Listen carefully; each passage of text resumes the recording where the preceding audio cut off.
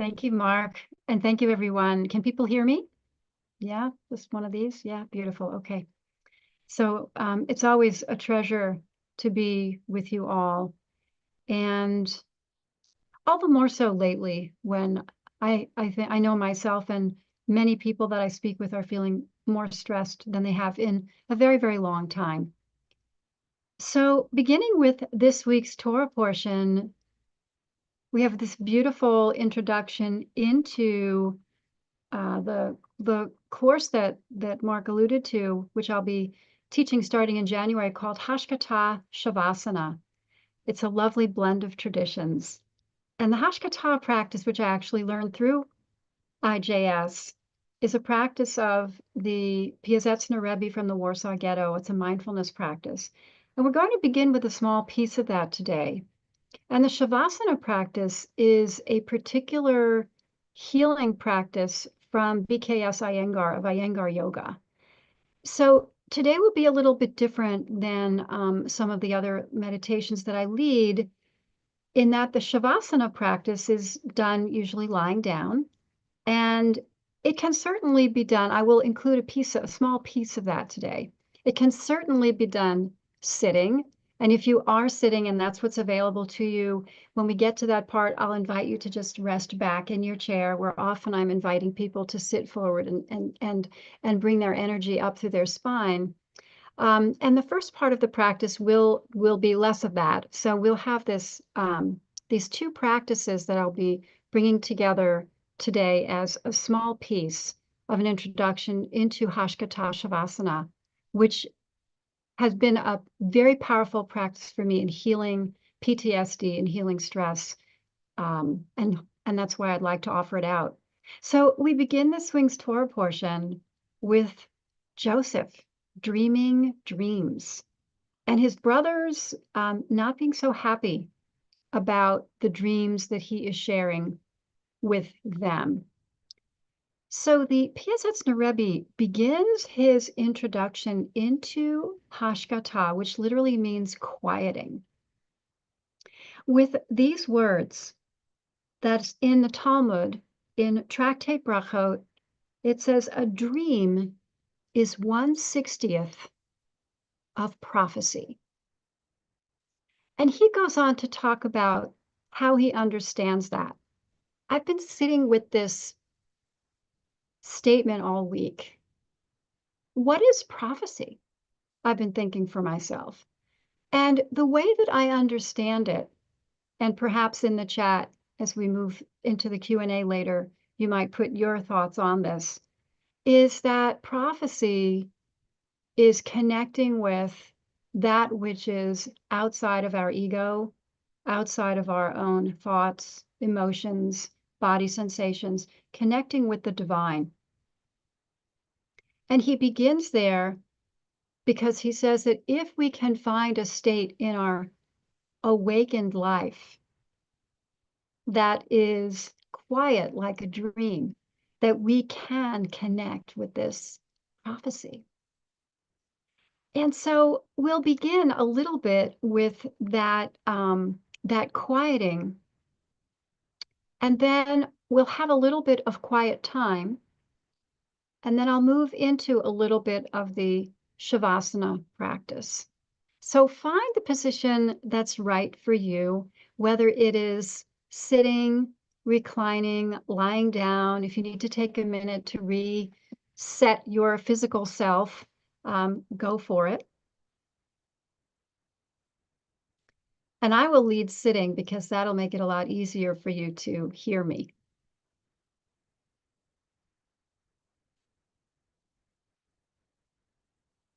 So find your space.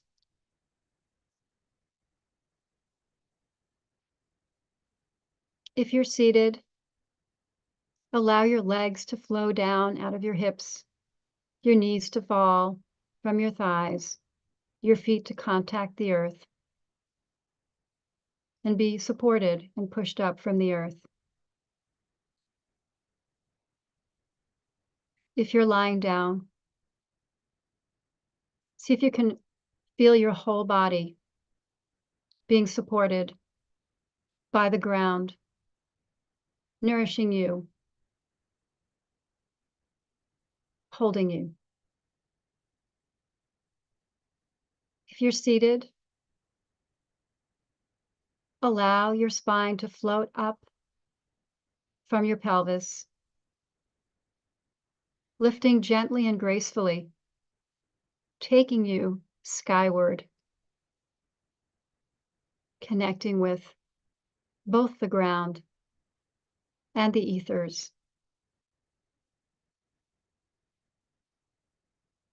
And if you're lying down, see if you can soften your muscles, your tissues, any tension you might feel, and really let yourself sink in to the space that's underneath you.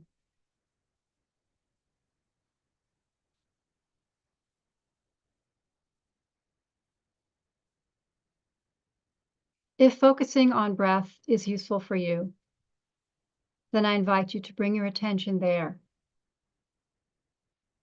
If that's not useful, you might focus on the contact of your body against the chair or the ground or the cushion that you're on. Or focus on light right in front of your eyes or in your heart.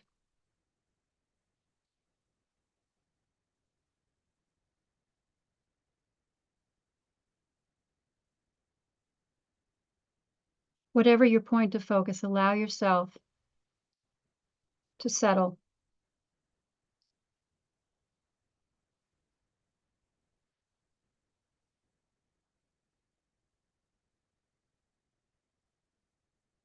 Deeply. Settle.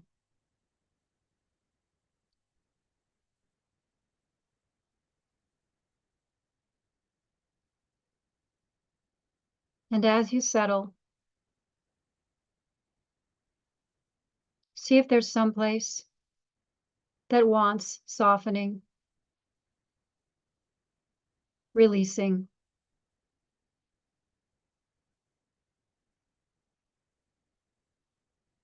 Focus your breath there, or bring light to that place.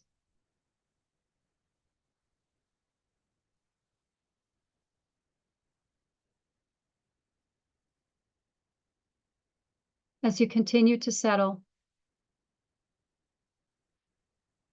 bring your awareness to your face,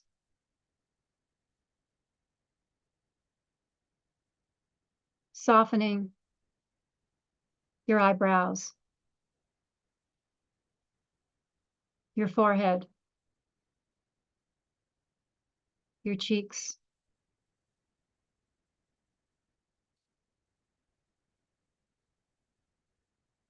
any tension you might be holding in your face.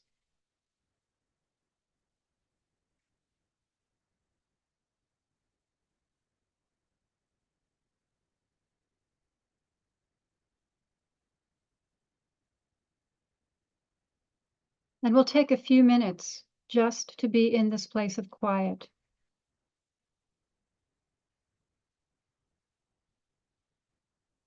If noise or sound or disturbance should come up into your quiet, acknowledge it. Let it be. And see if it will pass.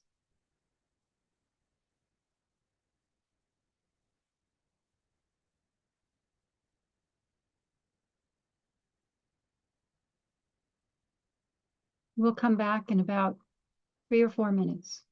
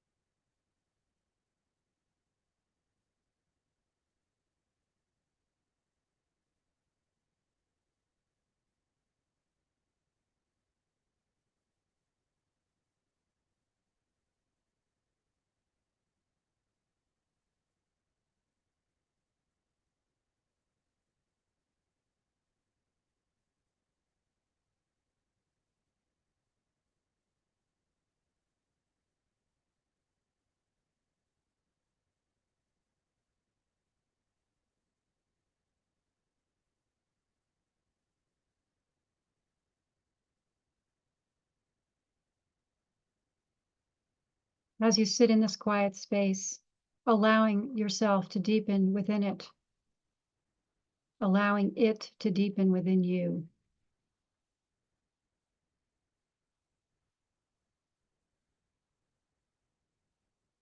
Bring your attention to holiness, to the divine.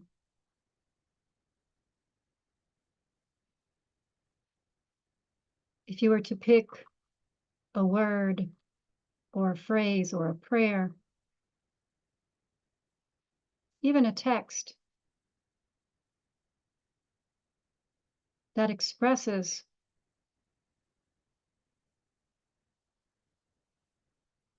this holiness for you, what might that be?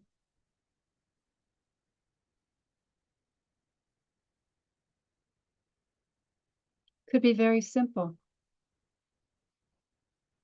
Light, compassion, wholeness, echad, oneness, or a prayer that really touches your heart in any language.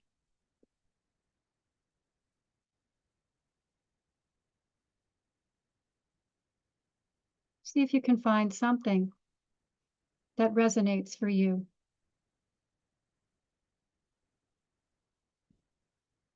And keep repeating that to yourself.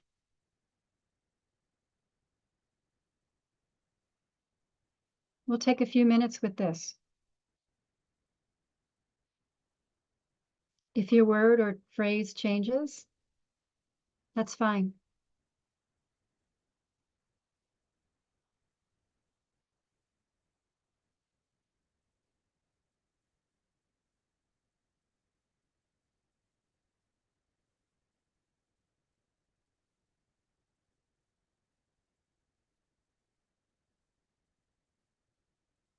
And if there's no word, see what's there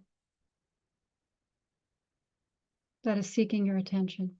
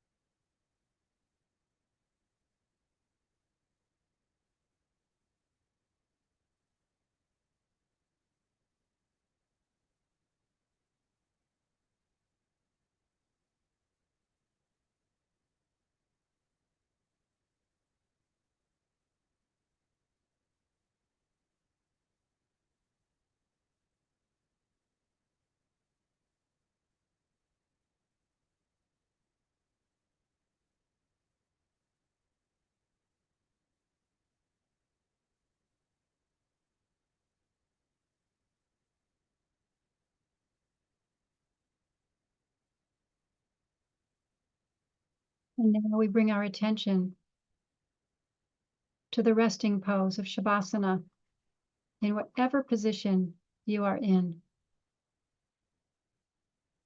If you're lying down, allow your arms to rest at your sides, just falling away from your center.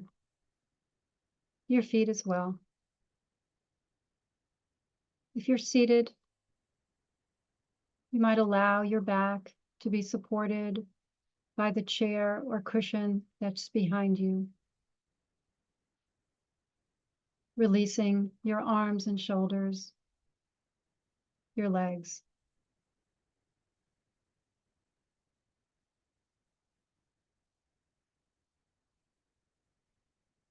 And once again, take a look to see if there's some place that's tense or tight. And if you can soften.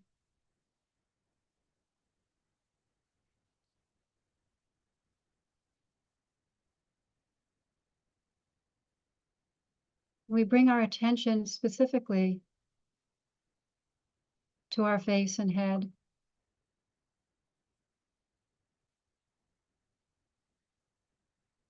softening the eyes, the eyelids, the temples,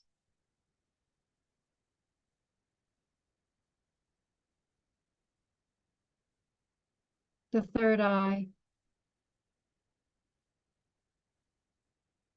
the forehead, scalp,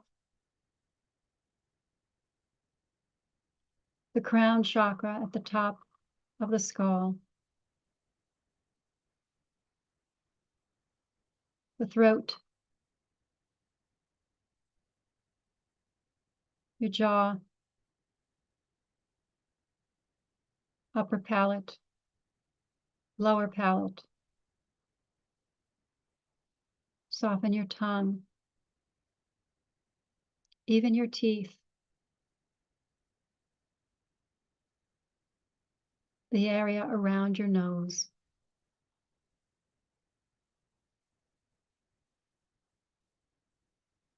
And bring your attention gently back to your eyes, allowing them to rest deeply in their sockets. Almost a falling in, if you will, away from the world around us.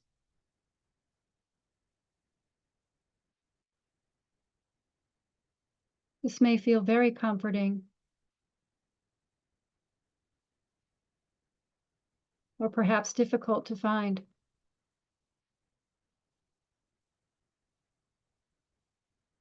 We use our eyes so much.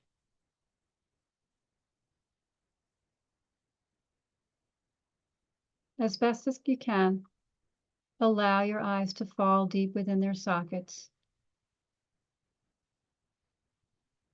And when you have achieved this in whatever way feels right for you for today, with your eyes closed or softened, bring your focus down to your heart.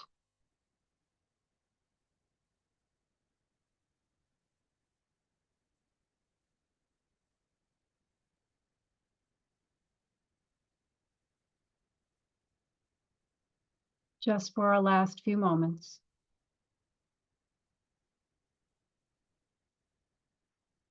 Feeling that connection between the softened eyes and your heart.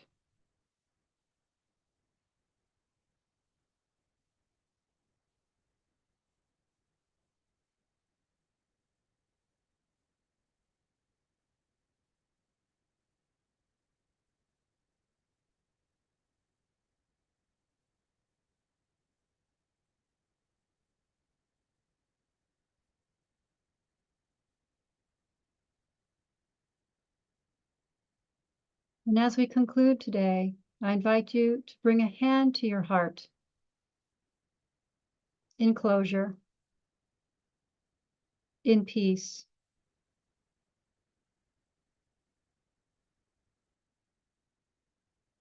in wholeness.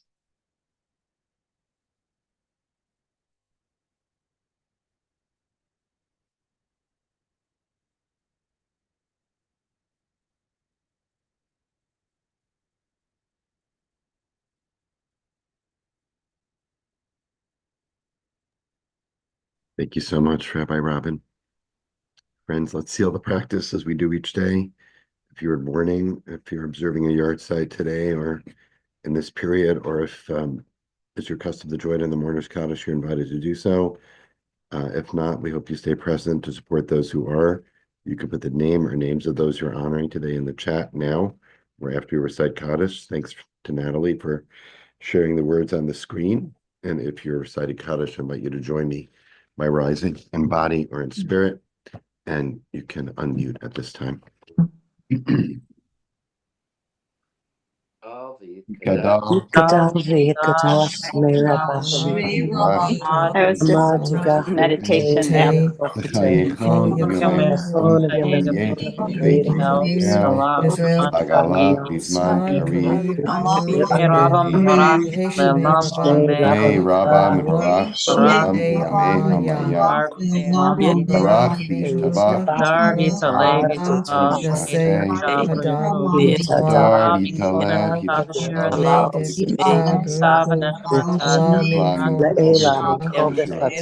Shalom Lama Rabba Shalom Aleinu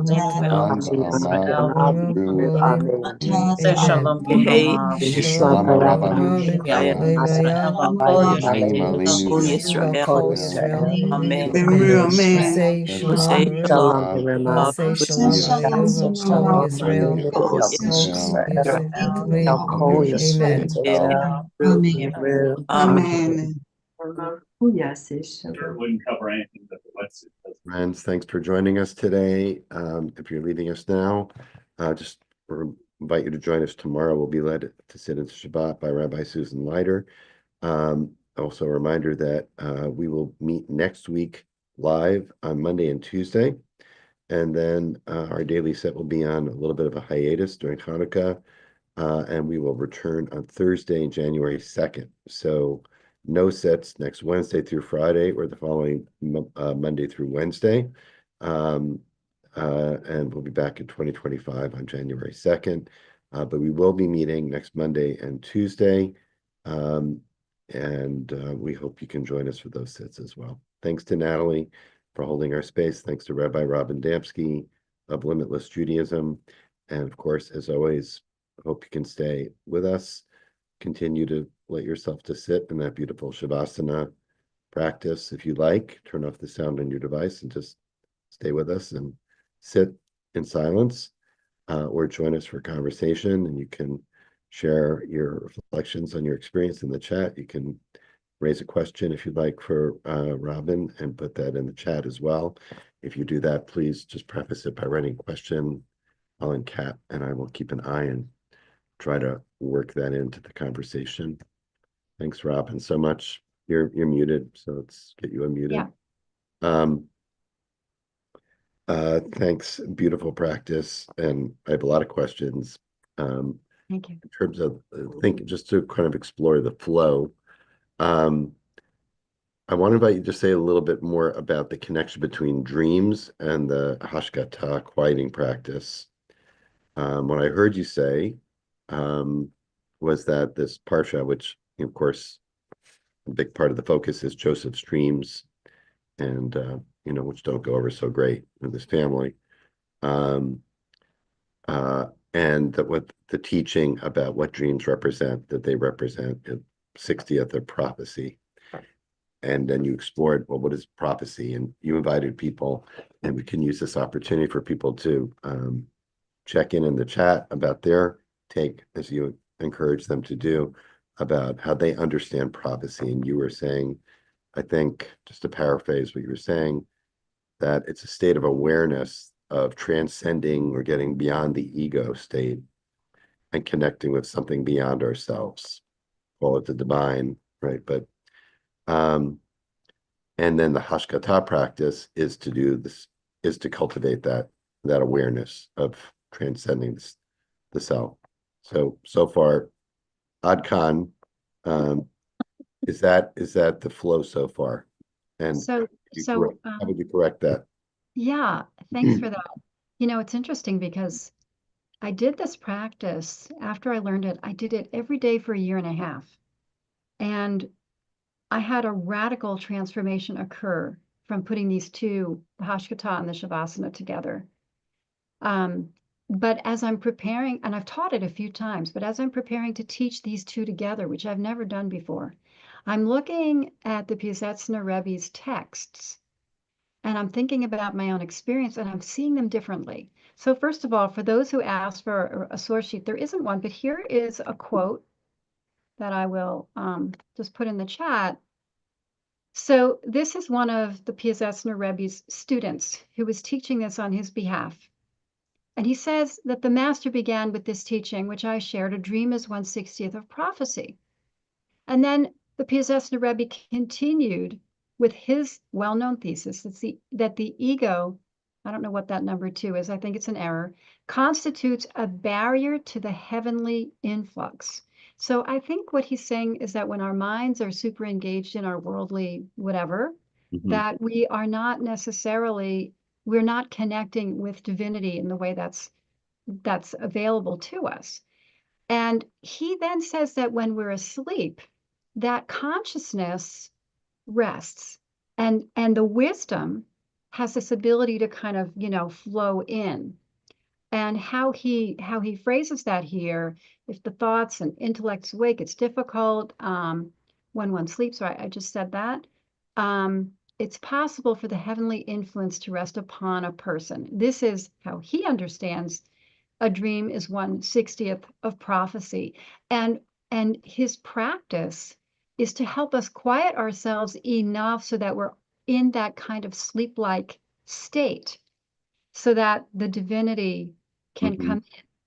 And the idea of the holiness word or phrase, I think I never considered this until just the last couple of days, that as we are opening ourselves, that is a little bit of the prophecy that comes in, that our divine message, whatever that is, comes in. For me, for most of the time I did this practice, the word that came in was light. There was a period of time where it was ocean, echad, compassion. And I've used texts also, but for me, the more of the words, the more distracted I was from really just being able to rest in that construct that helped me to feel I'm holiness. sorry to cut you off, but so that Yeah. it sounds like that's essentially kind of this functions like a mantra. Yes, Right? exactly. It's basically a mantra.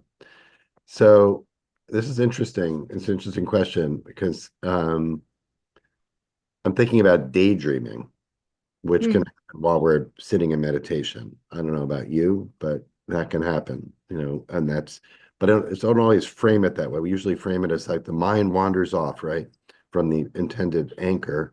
Sure. But it's almost a dream-like state, right? But in meditation, mindfulness meditation anyway, we try to kind of lovingly redirect the mind back to the anchor, back to the present. So, but if that dreamlike state is a prophecy-like state, is there a tension there, you think, between allowing ourselves to move into a daydreamy state, which is where we're not directing the thoughts, Yeah, yeah. we're going where they're going, and maybe they're telling us something we need to hear? Right. That's a great question.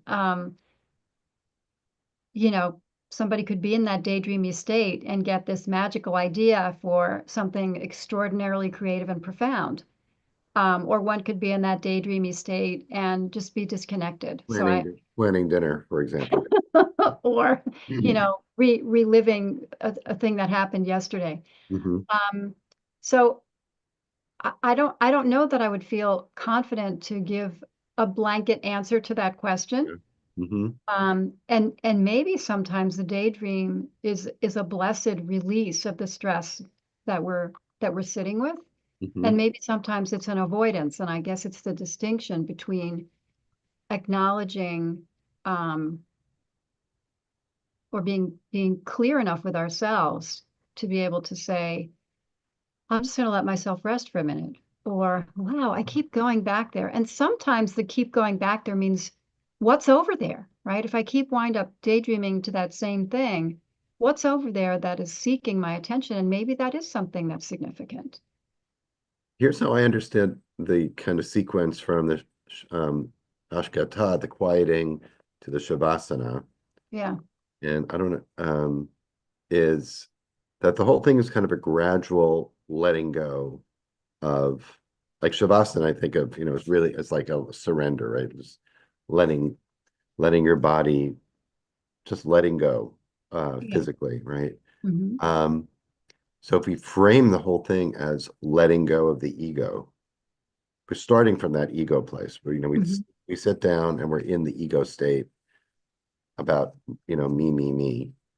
And by the end, we're at this place of surrender. And, when you bring in prophecy, I'm thinking about one of the hallmarks of the classical prophets is always that they're reluctant, right? That but they're invited to give themselves over. They say like, I think I want to do Nice. that. I I don't love think that. I want to do, I don't think I want to do that. And God, they say like, but I have no choice. I have to like let go of Yeah. what I want and Yes. I'll do what you want, God.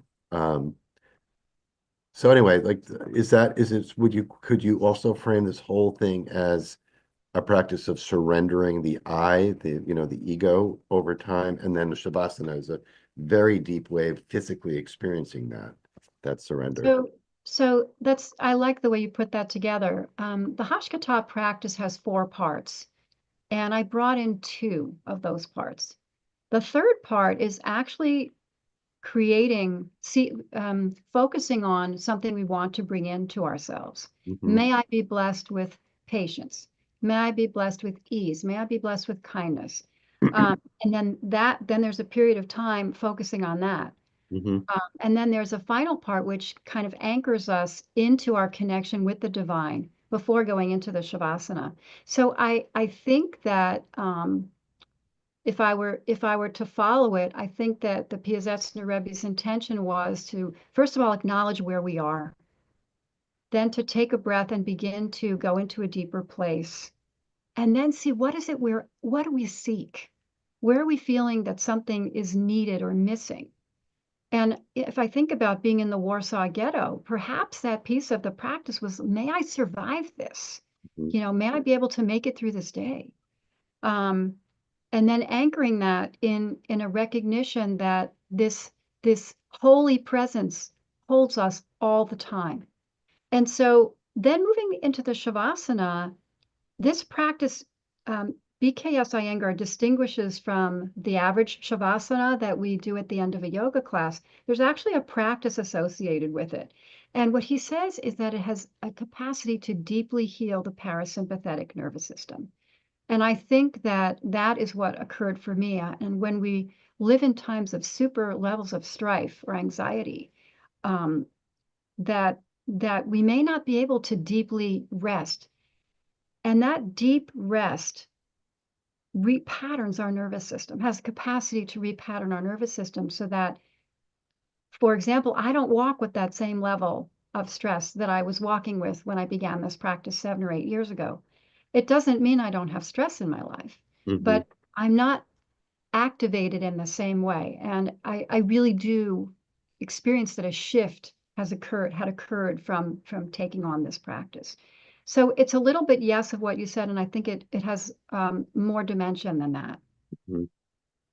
Well, it's a good tease. You want to say a few words about, your offering that you're. Yeah, so based on the election and how I felt after the election results, it seemed to me that it just was one of those aha moments in a daydream that, oh, I should be teaching this.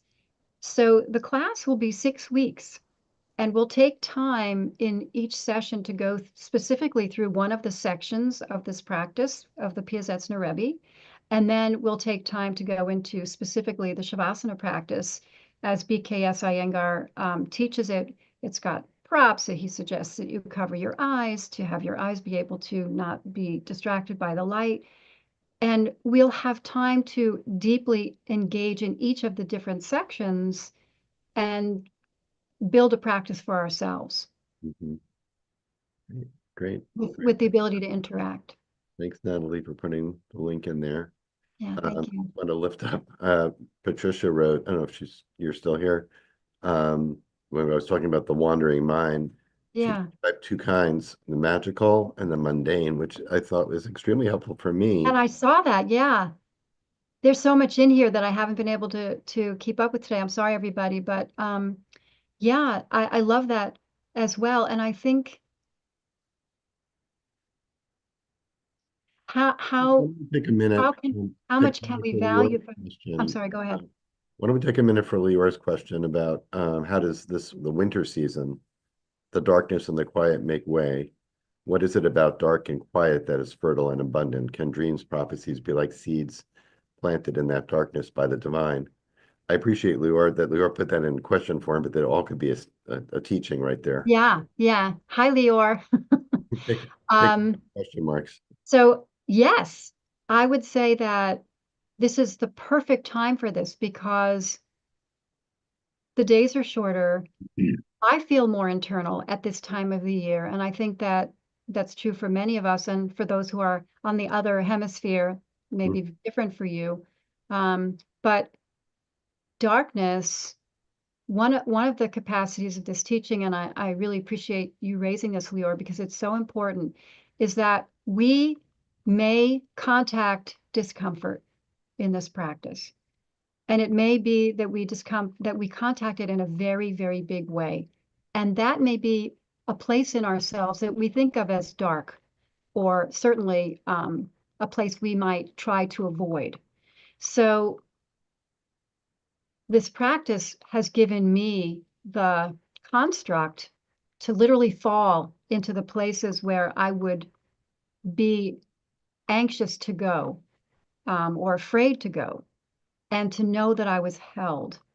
And I think all of that is fertile ground for transformation, for discovery, for new birth. So yeah, absolutely. Yeah. Okay, we're at time. As always, Robin, lots of appreciation for you. Thank you so much for today and for all you've given this community over the years. And hope Sure. people check out your offerings on your new website. Thanks to Natalie for holding us beautifully, as always, today. And to each of you for being here. Hope you'll join us tomorrow to sit in Shabbat with Susan Leiter. And we hope everyone stays safe and well until then. Many blessings, everyone. Thanks, everybody.